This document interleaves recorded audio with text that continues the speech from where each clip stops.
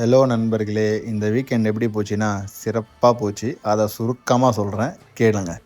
நானும் நம்ம நண்பர்களும் சரி ஃபுட்பால் விளையாட போகலாமே அப்படின்னு சொல்லிட்டு நம்ம கோபுரா தான் வந்திருந்தோம்.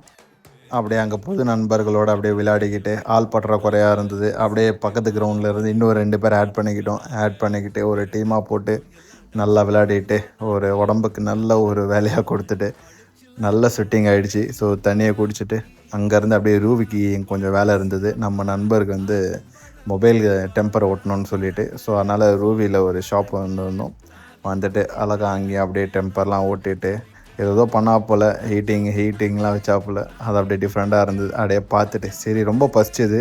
அதனால் அங்கே ரூவிலே ஒரு ஹிட்டன் ஜெம்மு தாங்க சொல்கிறது. இது செம்ம டேஸ்ட்டு, ஒர்த்து. நாங்கள் 3 பேர் சாப்பிட்டு எவ்வளோ தெரியுமா ஆச்சு?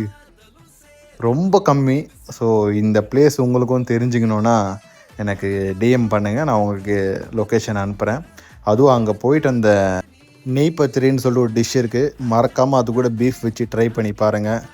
ஃப்ளாட்டு தான் சொல்லுவேன். அப்படியே நெய் சோறு எல்லாமே சாப்பிட்டு அங்கேருந்து நாளை சிறப்பாக முடிச்சுக்கிட்டோம்.